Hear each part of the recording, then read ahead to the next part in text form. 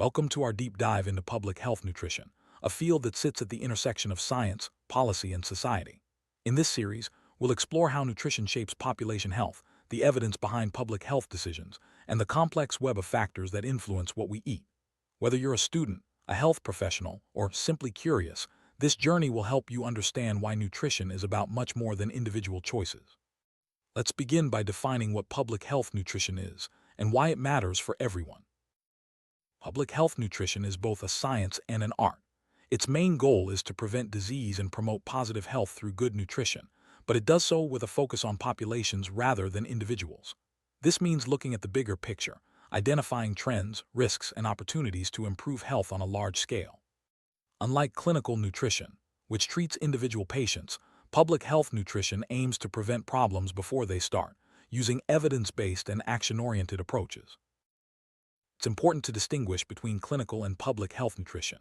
Clinical nutrition focuses on treating individual patients, often after a health problem has developed. Public health nutrition, on the other hand, works upstream, addressing the root causes of nutrition-related diseases in entire populations. For example, while a clinician might treat an obese child, a public health nutritionist works to prevent obesity among all children through policies and community programs. Let's use obesity as an example.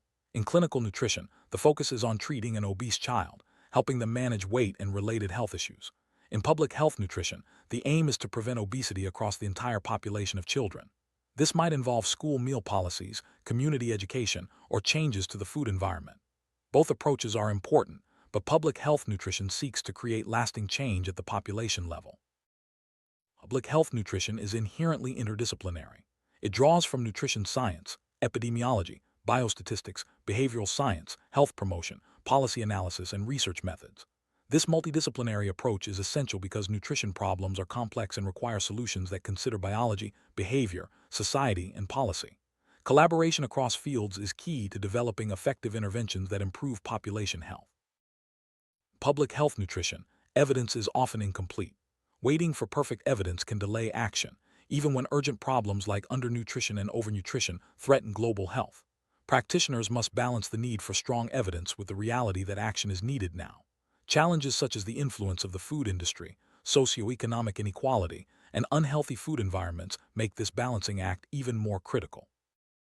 Public health nutrition relies on two main types of evidence: evidence of the problem and evidence of intervention. Evidence of the problem answers questions like, what is going wrong? Who is affected? What are the causes? For example, high saturated fat intake is linked to increased heart disease risk. Evidence of intervention, on the other hand, focuses on what works. How can we change diets effectively? This might include dietary advice, social marketing, fiscal policies, or food reformulation. Interventions in public health nutrition don't work the same way everywhere. Cultural, political, and economic contexts shape the effectiveness of policies and programs. For example, Denmark introduced a fat tax in 2011 to reduce saturated fat consumption, but later removed it due to various challenges. This highlights the importance of tailoring interventions to local realities and learning from both successes and setbacks. Not all nutrition claims are backed by solid evidence. Sometimes, authority figures or marketing campaigns promote ideas that aren't supported by science. A classic example is the promotion of vitamin C megadoses by Linus Pauling. Despite his reputation, later trials showed no benefit. This case reminds us that authority does not equal evidence, and critical thinking is essential in public health nutrition. The strength of evidence in public health nutrition depends heavily on study design. Policy decisions are only as good as the evidence behind them. Weak study designs can lead to weak or misleading conclusions, while robust designs provide stronger, more reliable insights. Understanding the different types of study designs is crucial for interpreting research and making informed decisions. Randomized controlled trials, or RCTs, are considered the gold standard in nutrition research. They minimize bias and allow for strong causal inferences. However, RCTs are expensive, time-consuming, and sometimes face ethical constraints, especially in nutrition. Despite these challenges, RCTs provide some of the most reliable evidence for public health intervention. Cohort studies follow groups of people over time, tracking their dietary habits and health outcomes. These studies are valuable for establishing temporal relationships and examining multiple exposures. However, they can be costly, require long follow-up periods, and are susceptible to confounding factors. Despite these limitations, Cohort studies are a cornerstone of nutritional epidemiology. Cross-sectional studies provide a snapshot in time, measuring the prevalence of dietary habits and health outcomes. While useful for identifying patterns, they can't establish cause and effect. Case control studies, on the other hand, look back in time to compare people with a condition to those without. They're efficient for studying rare diseases but can suffer from recall bias. Both designs have strengths and limitations in public health nutrition. Ecological studies analyze data at the group or population level rather than the individual level. While they can reveal broad trends, they're prone to what's called the ecological fallacy, assuming that relationships observed for groups necessarily apply to individuals. These studies are useful for generating hypotheses, but are considered weaker evidence for policy decisions. Nutrition research is complicated by confounding factors, variables that can distort the relationship between diet and health outcomes. For example, age can confound the link between BMI and diabetes. People's behaviors often cluster together, making it hard to isolate the effects of single nutrients. That's why there's a shift towards studying dietary patterns, like the Mediterranean diet, instead of focusing on individual nutrients. Measurement error is a persistent challenge in nutrition research. It refers to the difference between what people actually eat and what is measured or reported. This error can be random, reducing precision, or systematic bias, reducing accuracy. Large sample sizes can help reduce random error, but systematic error requires careful study design and validation. There are many sources of measurement error in nutrition research. Self-reported dietary data can be unreliable due to poor recall or social desirability bias. Inaccurate food composition tables and researcher errors also contribute. Understanding these sources helps researchers design better studies and interpret findings more accurately. Reporting bias, such as underreporting energy intake, is common, especially among obese individuals.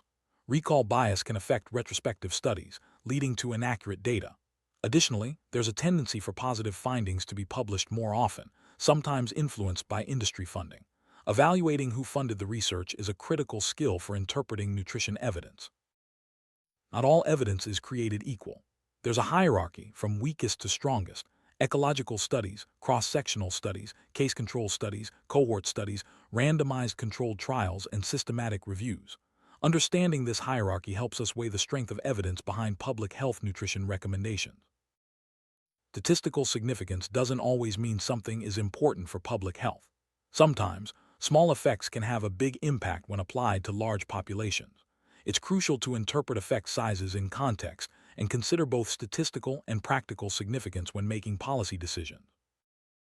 Risk assessment is about understanding what the risks are, how big the problem is, and who is affected. It uses surveillance data, screening, and population surveys to identify and quantify risks. This information guides public health priorities and helps target interventions where they're needed most. Once risks are identified, risk management involves taking action to reduce them. This requires evidence of what works, such as dietary advice that lowers cholesterol and blood pressure, ultimately reducing heart attacks and strokes. Effective risk management is a cornerstone of public health nutrition practice. Ethical principles are central to public health nutrition. For example, it's considered unethical to screen populations for health risks without offering interventions. Policies and programs must be designed with fairness, transparency, and effectiveness in mind, ensuring that all groups benefit from improved nutrition and health. Health outcomes improve as socioeconomic position rises, a pattern known as the social gradient in health. This gradient exists even in countries with universal health care.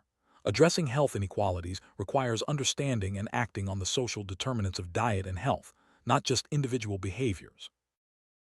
Education alone isn't enough to change dietary behaviors. People's choices are shaped by their environments, what foods are available, affordable, and promoted. For example, vitamin C deficiency in low-income UK populations is due to ignorance, but to issues of affordability and access. Effective interventions must address these broader factors. The social determinants model explains how diet and health are influenced at multiple levels: individual dietary intake, micro-local food environment, meso-culture and social norms, and macro-policy trade regulation. Upstream problems, like unhealthy food environments, require upstream solutions, such as policy changes and multisectoral collaboration. Effective public health nutrition policy goes beyond education. It addresses the price, availability, and regulation of foods, and requires collaboration across sectors: health, agriculture, education, and more. Only by tackling the structural drivers of diet can we achieve lasting improvements in population health. Sum up, public health nutrition is about improving health at the population level through evidence-based, multidisciplinary action. Evidence is rarely perfect, but waiting for certainty can delay needed interventions. Study design, measurement error, and social determinants all shape the effectiveness of nutrition policies. Addressing these challenges requires both scientific rigor and practical action. The future of public health nutrition depends on our ability to adapt to new evidence, address social and environmental determinants, and collaborate across disciplines. By focusing on prevention, equity, and structural change, we can create healthier food environments and improve health outcomes for all. Public health nutrition is a dynamic and impactful field. It challenges us to think beyond individual choices and consider the broader systems that shape our diets and health. By integrating science, policy, and community action, we can make meaningful progress toward healthier populations. Thank you for joining this exploration of public health nutrition.